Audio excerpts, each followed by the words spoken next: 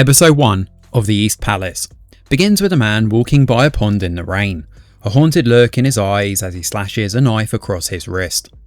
This is the Crown Prince, whom we learn as the palace mourns for him.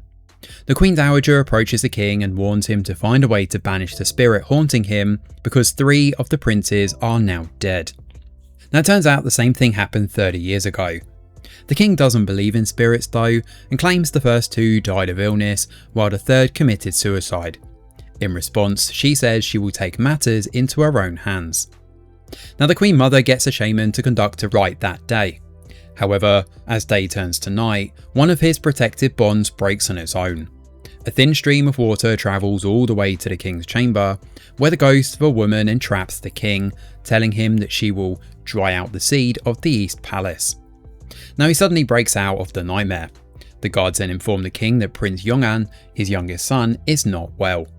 The little boy is having a fit and seems possessed by a spirit that tells the king the boy will be dead soon. Now the king visits a monk and asks for help. He suggests the king enlist Gu-cheon, who's the son of a shaman who was cursed by the gods and tried to drown herself and her son. However, the boy survived despite being in the water for 15 minutes. As a result, he's able to see spirits. The monk goes and brings Gu-cheon to visit the king, but Gu-cheon believes the spirits only haunt those who have done something foul. Saying so, he walks away. Of course, this doesn't deter the king, who simply has his men kidnap Gu-cheon and take him to the palace, specifically to the pond where his late son killed himself. The king tells Gu-cheon what the spirit told him and orders him to get rid of the spirit. Gu-cheon explores the palace on pretext of finding the spirit, but actually tries to run away. Unfortunately, he's caught and brought back to the king, who threatens to sever his arms.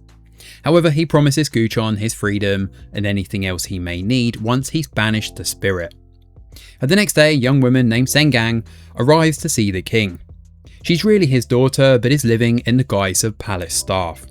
He comments that she's grown over the last 10 years, and asks her to be his eyes and ears when it comes to Gu-cheon. As Sengang wakes up Gu-cheon in his quarters, where he complains about a creature on the ceiling. Sengang forces him out of bed to investigate the pond spirit.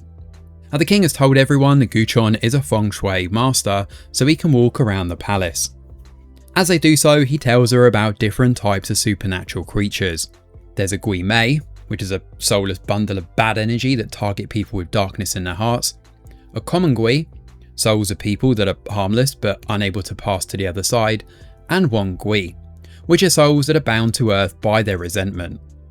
He then asks Sengang to get the branches of a peach tree, and she brings a bundle to him. Now in the evening, Sengang hears that Yong'an's condition has gotten worse. Sengang alerts Gu-cheon, who jumps into action. He uses linen scraps from his blanket to tie himself to a tree, and tells Sengang he's going into the pond so he can go to the other side. He warns her not to pull him from the water, and he also takes her bell with him since he claims she has good yang energy.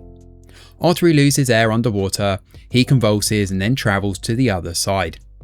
He awakens in the spirit world, which is bathed in an orange glow and filled with spectral screams. Wearing Sengang's bell, he walks to Prince Yong'an's room and attacks the pond spirit that has the little boy in its hold. Sengang can hear the sounds of a bell in the real world and follows. Following Gu-cheon's instructions, she smears a bit of her own blood on her forehead, which distracts the ghost.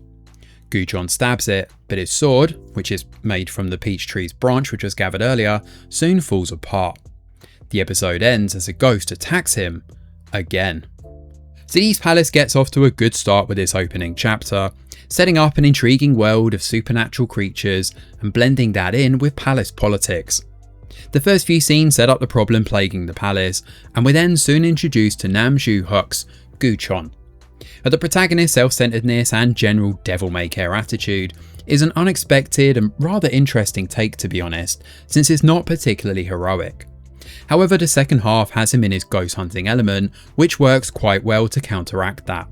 Now Ro Yun says Sengang also comes across as an intriguing character, hinting that there is more to the palace than we're initially seeing. Now before the visuals even hit us, episode 1 sets a high bar for soundscape. We get eerie music, screeching souls and unsettling sound effects that really hone in on the genre. However, the visuals don't quite have that same impact. There's nothing wrong with them, but it all feels like it's been picked up straight from something like Stranger Things. From the pond spirit's vine-like projections, to the black goo spread across the floor of the spirit world, and to the general likeness of the other side with the upside down. It's all very, very familiar. However, the transitions between both the worlds are very smooth and make the change look seamless. On the whole, this one isn't exactly scary and leans more toward the fantasy side of things. But there is time for this Netflix K-drama to build on its genre some more. Along with the mystery behind the king and the truth of the pond spirit, there's plenty to look forward to here. Thanks for watching, and do let us know your thoughts in the comments below. Smash a like or subscribe to the channel, your support is very much appreciated. I'm Greg Wheeler, and from all of us over here at The Review Geek, we'll see you on the next video.